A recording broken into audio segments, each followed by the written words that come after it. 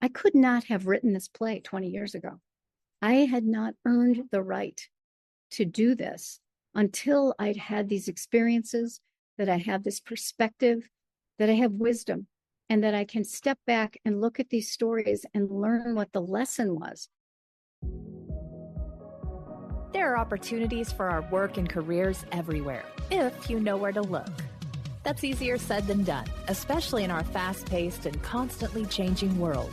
Mary Ann Faremouth is talking to experts, employers, and job seekers to bring you insight and understanding about what's possible. This is Career Can Do, where we're navigating the new work world. Welcome to the Career Can Do podcast, a top global podcast dedicated to helping you navigate the new work world. My name is Mary Ann Faremouth, and I'll be your host for this episode. And today I'm just delighted to have a guest on my show that I have the highest admiration and respect for. Breeda Miller is an author, speaker, critically acclaimed one-person playwright and performer, and previous NSA president of Michigan. Interestingly enough, Breeda and I grew up in the same area in Michigan, only a couple blocks from each other. And we connected much later on Facebook through some of the different things we're both doing. But I wanted to have her on the show today because when we're taping this, it is the beginning of the year. And so many of our listeners are looking to expand and grow and make some new goals. And Breeda is a real testament of somebody who's done this and become very successful. But more importantly, in my opinion, she's helping so many others. She was just on PBS, and every time I come onto Facebook, she's doing something else. It's so exciting and wonderful. And anyway, welcome to Career Can Do, Breeda. Say hello to everybody. Oh, thank you so much, Mary Ann. You're so kind. I'm delighted to be here. It's thrilled to have you here. And I've been watching your journey, and it's been so exciting. You know, you've been a speaker for many years. You've helped caregivers care for themselves, and your book, Caregiver Coffee Break, has been a solid resource for family caregivers for several years. What inspired you, Breeda, to write a play, a one-woman show, and now a book of the same name, Mrs. Kelly's Journey Home?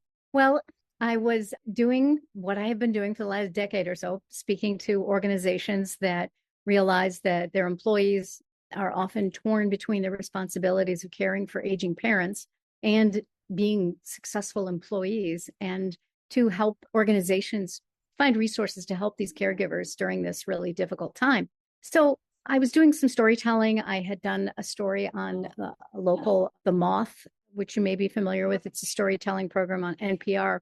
I did it in Ann Arbor, Michigan, and a producer in New York heard it and said it was really good, and it's now national on The Moth's website. Anyway, I met a gentleman who was renowned in Ann Arbor and throughout Michigan doing storytelling events, and I worked with him to share a story at one of his events.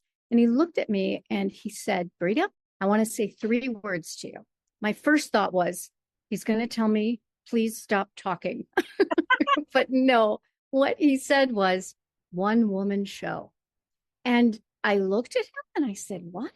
I don't sing or dance, because I'm thinking Bette Midler, you know, when you think one woman show. He said, no, you have amazing stories. You have an ability to capture an audience, your delivery and your accents and everything. You could do this. I know you could. So think about it. So I thought about it. And honestly, I thought about it for about 2 years. This was before COVID. So then we're in the thick of COVID. And I asked myself a big fat question. Okay, this is the world we're in at this moment. What would I do if I knew I couldn't fail? And I thought, well, I would write a one-woman show and I would travel all over the world, as one does. Anyway, I called Brian up, my friend, and I said, are you serious about this? Do you think I could do it? And he said, yeah. I said, well, how do I begin? I've never written a play. I don't know how to do this. And he said, you have stories. You know how to craft stories. He said, just start writing and see where it goes. Call me when you have something and we'll get together. So for about 5 months, I worked and worked and worked. And I had all these stories that I was trying to assemble. And I really honestly wasn't sure where it was going to go. Put it together. He met up with me. And then, long story painful, We workshopped it with some audiences. We set up a world premiere. We rented the Arthur Miller Theater at the University of Michigan in Ann Arbor, and we sold tickets. And over the premiere weekend in 2021, we sold 300 tickets, which was amazing because most people were not leaving their homes, and the idea of coming into a theater with masks was scary. Anyway, from there, it has just gone on, and my husband is my roadie, so I'm the only one on stage, but he is my support system, and he runs the tech and is my stage manager. But I'm the producer, and I have no agent, and I get the bookings and make it happen. The wonderful thing when you're the playwright and the performer, you can change the script and you don't have to ask anyone's permission, which is wonderful. So from there, I've done now 40 performances in 27 cities, 17 states, and in Ireland as well. And then this past December, I set some pretty big goals. And one of them was to get the show to be aired on PBS. And Detroit PBS broadcast the show in its entirety in December. And when they introduced me, they said, in the spirit of Playhouse 90, Masterpiece Theater, and wonderful theatrical performances, we're going to present Mrs. Kelly's Journey Home in a 2-hour block without a corporate sponsor. It's unheard of. So doing that, getting that set up, inspired me to actually finish the book. Because when I was writing the play, one of the hardest things for me was editing it and fitting all the things I needed to fit in a tight time frame. So I kept telling myself, oh, I'll put that in the book. Oh, I'll put that in the book. And it was like a way to assuage my guilt about making my dad basically a comic relief character in the play. Anyway, got the book done, got it published just in the nick of time so it could be offered as an incentive for the Detroit PBS station. For viewers that would want to support the station, they could get a copy of the book. So what a great, that's it. great story. It's crazy. I've done a lot of research about, your great journey. And I understand this play delivers the message that when we can't find a cure, we can find the joy. Tell us about that. Well, it was actually a neurologist from the University of Michigan. We were doing a joint event where my play was on a Friday night, and then the Saturday he was delivering a lecture to alumni from the university about the latest treatments in Alzheimer's disease and other dementias. And he saw the play, and we sat and had dinner afterwards, and he looked at me and he said, this play is so powerful. And he said, because particularly when you're dealing with people with dementia, the message of this play is when there is no cure, you have to find the joy. And this play is, while it's very personal and very true about my experience as my mom's caregiver, the wonderful thing is people tell me how they relate to it so much, regardless of their ethnicity, their race, their age, their experiences, because it rings true. And it's about finding the joy, even when you're in a desperate situation and you're exhausted. Maybe not in that particular moment, but when you look back on it, it's the most mentally healthy thing that I learned when I was juggling all of those responsibilities. 2 teenagers with special needs, my husband who worked midnights, and an 86-year-old mom who was declining. So it was a challenging time for sure. I think we hear a lot, and I write a lot about this, Breeda. It's a lot about mindset, Yes. We have all these horrible things go on, but we're really in charge of how we're going to think about that and deal with that. And even in our jobs, it's so much about our mindset. I mean, I really believe that. And I think that this one person play is really all about that. And it's about how you're going to respond to whatever it is. How do you respond? How do you react to this? The stuff is going to happen. The stuff is going to come at you. I have a little statue of Gumby on my desk because he's the patron saint of flexibility.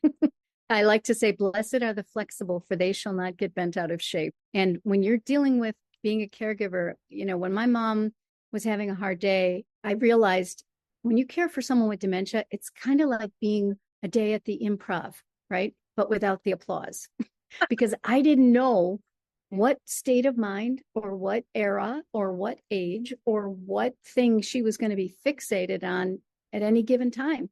And if I spent and wasted a lot of time and energy trying to say, oh, Mom, it's Tuesday, it's 2010, and no, you're not going to school today or whatever, as long as you're not giving them the car keys, as long as everyone is safe, just go with it. just go with it. And then when you can, change the subject or redirect, but do it in a kind and loving way. And it ends better for everyone. Oh, I think so. I think so.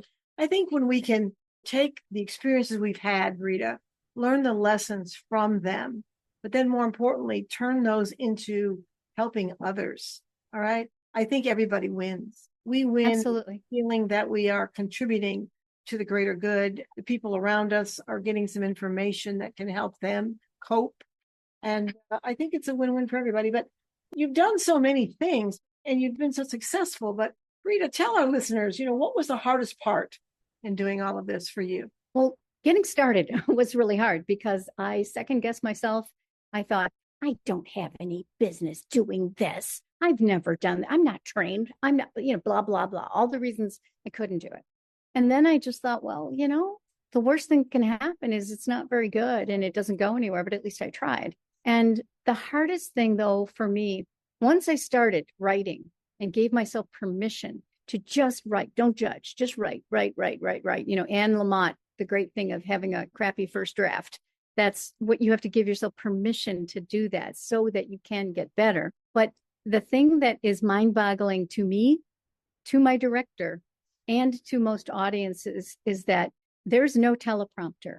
There are no notes. There is no bug in my ear with a director to coach me or remind me if I forget a line. The memorization of basically a 90-minute monologue that includes different voices and characters and telling stories and talking to myself and then having a nice response or something like that. The memorization was the hardest thing. And the way I positioned it to myself was, I'm 66 years old. And when I think about my future as what are the smartest things I can do for my own mental health, my physiological health, everything, physicality and mental state. And they say developing new skills when you're older is a really important thing. So the physical act, I walk every day and I run the show. And when I run the show, my brain is working, my body's working. And so kinesthetically, that's all coming together. And so it's very selfish because I'm doing it to ensure that I stay as sharp as I can, as long as I can. But here's another thing I've realized.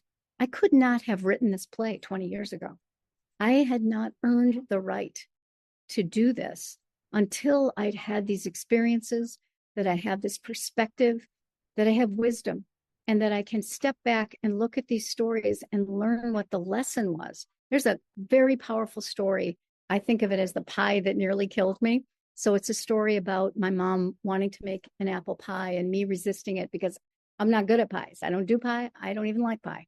And I didn't have time for this nonsense. And I had a schedule to keep and medicine to give out and appointments to blah, blah, blah. But she wouldn't let it go. And I nearly made a very grave mistake by trying to change the subject and ignore her until a very kind professional called me out on it and said, Breeda, you got to make the damn pie. And I was resistant and I begrudgingly made the pie. It was one of the most powerful things I've ever done. And when I think back on it now, my mom had tears in her eyes when we tasted the pie that day. And she just said it was the best pie she ever made. Oh, how great. And I was so ashamed because I thought I had gotten so caught up on keeping the schedule and doing the things that I didn't have time for that kind of nonsense. And thank God I did. Yeah. Thank God I did, because the other message of the play is recognizing these opportunities and figuring out your priorities. And then ultimately, it was a gift to myself to not have regrets. And when audience members come up to me afterwards and just say with tears in their eyes, I'm calling my grandpa and we're going to make the sauce. Yeah. Or whatever.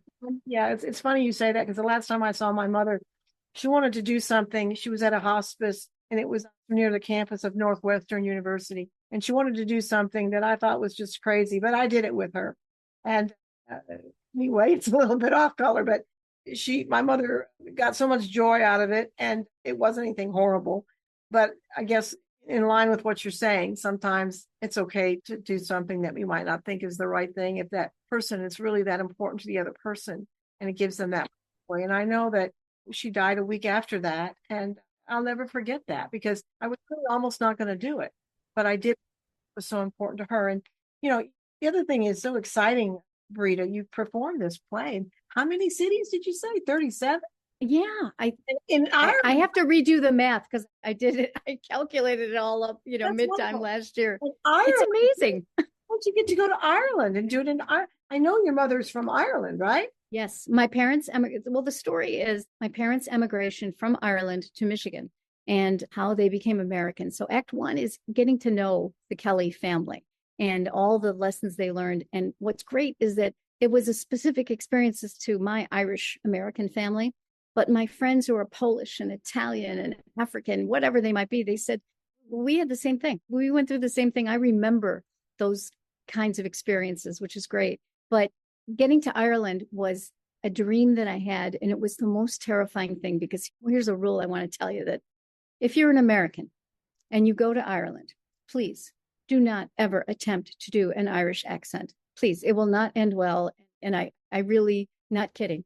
But anyway, in this play, I portray my mom and dad, and I don't think that I'm acting. Basically, I'm channeling them.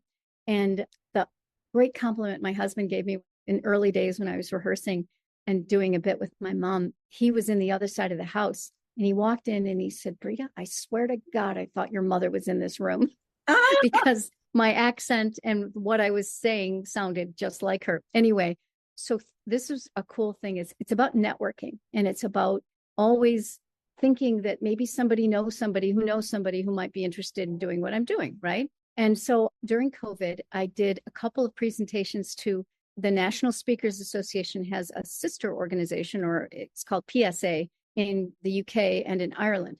And so I had been invited to do a presentation, a keynote presentation for the London group of PSA, which was a thrill. So I did a thing. And one of the people in that group belonged to the Ireland PSA, Professional Speakers Association. And she said, oh, would you come to virtually do a presentation to our meeting? And I said, sure. And I had the nerve to do a program on storytelling to Irish speakers, the best storytellers on the face of the earth, in my humble opinion. And it went really well. And I got to know the president of the Ireland PSA, and we hit it off. And I said to her, Denise, I would love to bring the show to Ireland. Do you have any friends or connections with theaters? It's not like booking a hotel. I mean, to book a theater to do a performance is quite a thing. And if you're an unknown person with an unknown play, it's even more crazy to call strangers and ask them to trust you that it's good. Anyway, Denise gave me a few names, and one of the names was the executive director of a theater. I sent him an email with the subject Denise sent me, and we set up a Zoom call, and he said, my dad has had Alzheimer's for many years, and I think this could be really helpful to people. Let's just do it. I said, okay. So we coordinated the dates. And then the other move that I did, because I don't have connections in that area of Ireland, really, I decided it was not be a money-making experience, that I would donate 100% of my proceeds to the Irish Alzheimer's Society. And they, in turn, help to promote it and publicize it and fill the theater and provide props and things so that I didn't have to bring all this with me from Michigan. So it was terrifying, absolutely terrifying. But the standing ovation at the end made me know that I think, as my mother said, I got it right. Oh, that's wonderful. Well, there's two salient points there. Number one is networking is invaluable. I mean, I'm a big proponent of networking. And the other thing is give back. When you give back, it always comes back around, in my opinion. What you give, you get. So that's another thing. And, Breeda, you've done so many things as we've talked about, but what is different about your path as an author, playwright, actor, and producer? I mean, there's a lot, I'm an author, and obviously I've never been a playwright or an actor, but a producer. But tell us a little bit, because we're getting near the end here, about what's different about those paths. Well, they're different skill sets. But, just as I said, I didn't have the life experience 20 years ago to do that. But the different jobs that I've held, I was a senior event planner at the University of Michigan, where I did fundraising events. And so I have a really good knowledge of what it takes to put on an event. And putting on a theatrical performance involves venues and ticketing and marketing and filling the room and press and publicity and all of those kinds of things that I did professionally as an event planner. So those skills and those experiences, the writing putting it together, I spent a lot of time researching what are good one-woman shows look like. And I got to say, there's an awful lot of productions that are not good. And I consider them vanity projects. And I didn't want mine to be a vanity project. So I really sought out criticism and critiques from people that I respected to say, please, how can I make it better? Does this work? Does this not work? And that's how we put it all together. But it's the cumulative experiences of being a caregiver, of being a parent, of juggling all these different roles, of being an event planner, of working with people in different capacities. And then just, I think, having courage, that what's the worst thing they're going to say? No, thank you. It's not for us. It's not a fit. They're not going to be mean. They might not say yes, but when someone would say no to me, what I would hear is not yet. Yeah. Not yet. I love that. Well, we're near the end, and I always like to leave the listeners, Breeda, with 2 salient points that they can take with them, digest, use going forward, and give us 2 salient points or 2 thoughts that these people can think about and move forward with what you've done and that can help others. If you have it in your head that there's something you would like to do, explore it, try it. It doesn't mean you're committed to doing it, but if you never even give it a go, if you never give it a try, you will never know.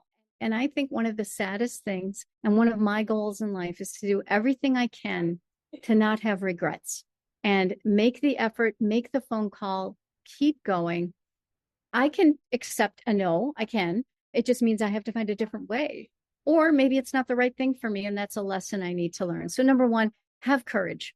Just give yourself a kick in the bum and do it. And do it in ways that are low risk, but that you are doing it mindfully and with good intention.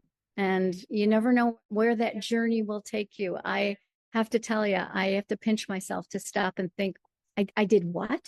We were on PBS? Are you kidding? One of my cousins from Dearborn said, your friend Breeda's going to be on PBS. And isn't this wonderful? Anyway, Breeda, I'm so happy to know you. I think the world of you, and I'm excited about all these wonderful things you're doing. And you're doing so many things to help others. All right. You're an accomplished professional. You're a wonderful person. But I think, what I'm hearing through all of this is don't say no to yourself until you know, KNOW, what you can do, and keep going. And as long, in my opinion, is what we do in life is going to help somebody else, I don't think we're ever going to go wrong. Do you agree?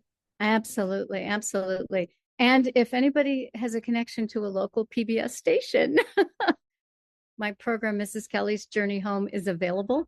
And it's not something that is being done nationally, but we can do it one local station at a time. And my website is breedamiller.com. You can reach me through there.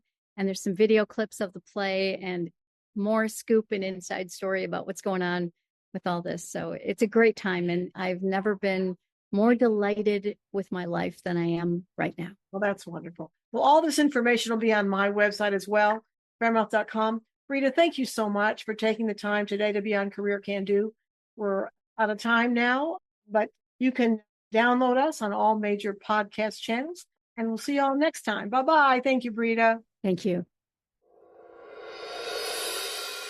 We thank you for tuning in to our Career Can Do podcast. We make no guarantees on results for your particular quest, but we hope you enjoy the information presented. The views and opinions expressed in this program are solely that of the guest or speaker and do not necessarily reflect the views or positions of Mary Ann Faremouth and Faremouth & Company. Thank you.